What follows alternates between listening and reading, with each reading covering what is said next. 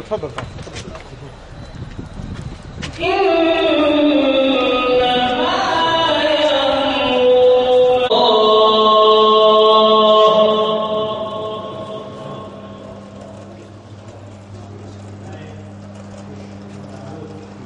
ولم يخش إلا الله فعسى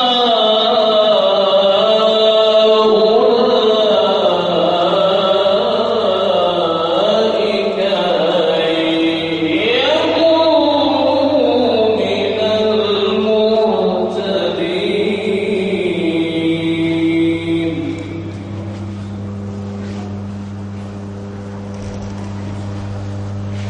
ولم يخش إلا الله فعسى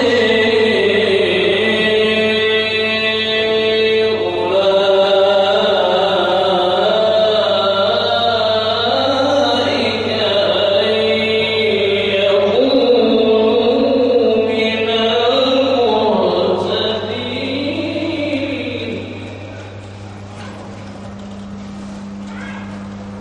إنما يعمر مساجد الله من آمن بالله واليوم الواحد الأحد الفرد الصمد الذي لم يلد ولم يولد ولم يكن له كفوا أحد، الواحد بلا عدد، القائم بلا عمد، الدائم بلا أمد، يعلم دبيب النملة السوداء على الصخرة الصماء في الليلة الظلماء. ما في الوجود سواك رب يعبد، كلا ولا غيرك في الأمور فيقصد.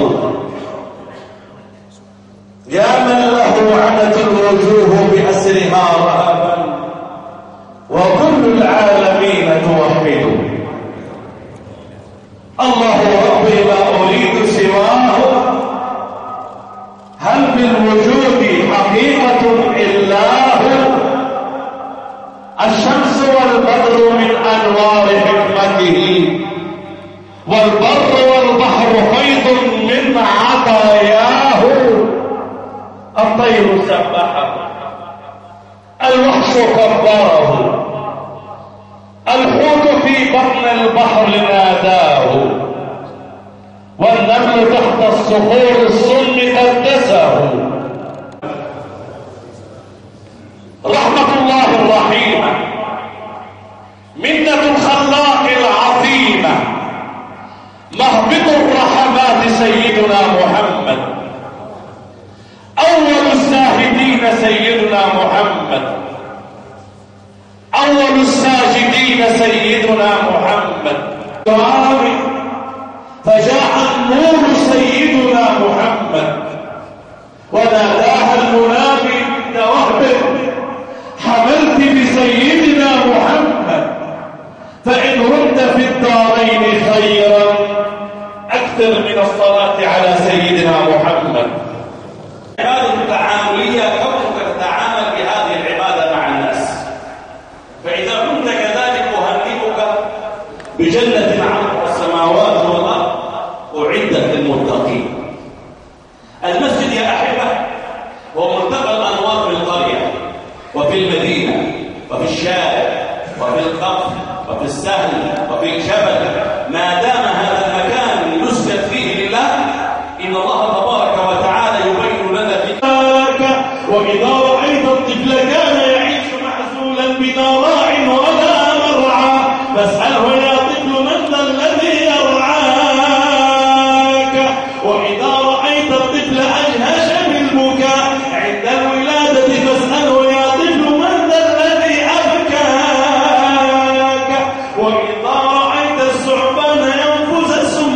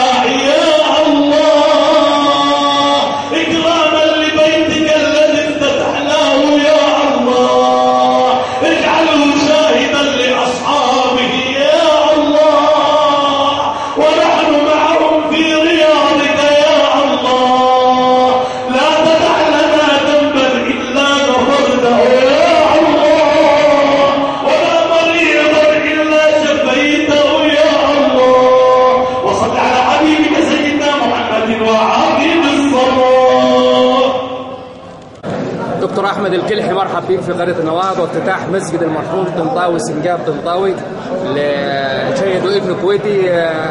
وما رأيك فيما رأيت في قرية دائما مفتقرة إلى البنية التحتية، مياه غير صالحة للشرب، كهرباء انقطاع باستمرار، ولكن رغم ذلك أهلها وأبنائها يسعون إلى محبة الله سبحانه وتعالى وبناء المساجد، فماذا تقول في هذا اللقاء؟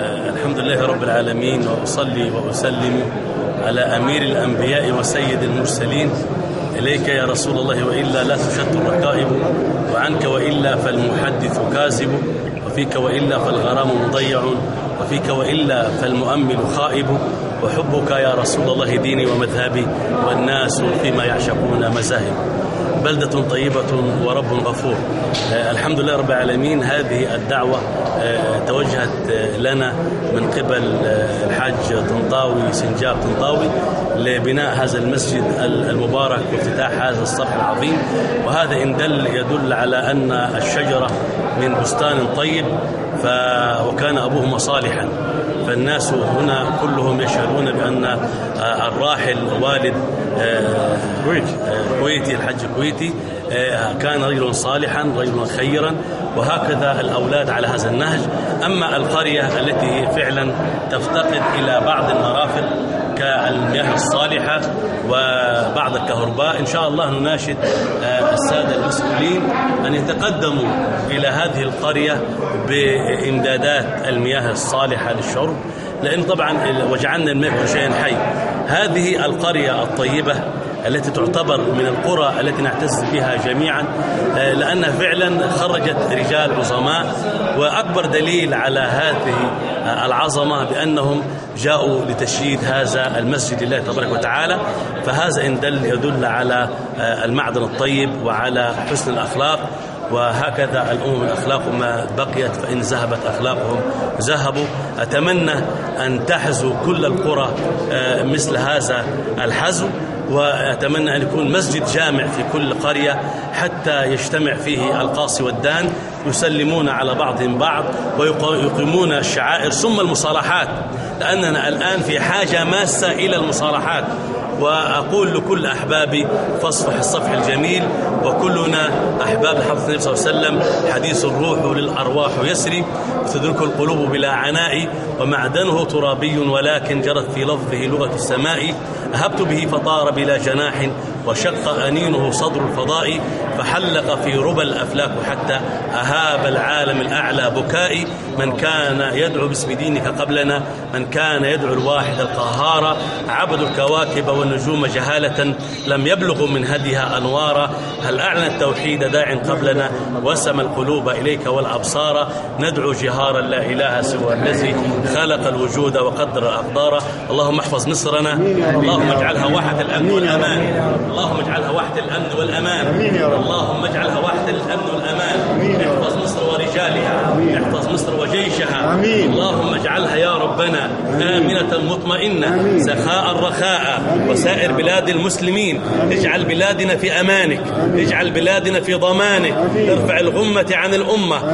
اللهم إنا ندعوك باسمك الأعظم يا من ذكرتها في كتابك بأنها بلد الأمن والأمان، وجعلتها علامة للأمن والأمان. اللهم أعد إليها أمنها، اللهم أعد إليها أمنها، اللهم اجعلها آمنة مطمئنة سخاء رخاء. وسائر بلاد المسلمين، وصل على حب سيدنا محمد صلى الله عليه وسلم. والسلام عليكم ورحمة الله، كل عام أنتم بخير، والسلام عليكم ورحمة الله.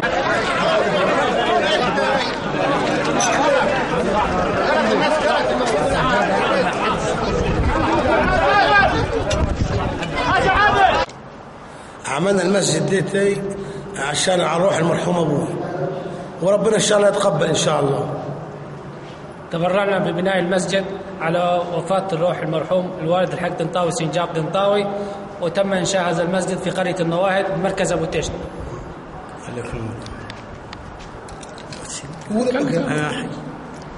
بنينا المسجد ده في قرية النواهض وعلى المرحوم طنطاوي سنجاب طنطاوي، وربنا يتقبل.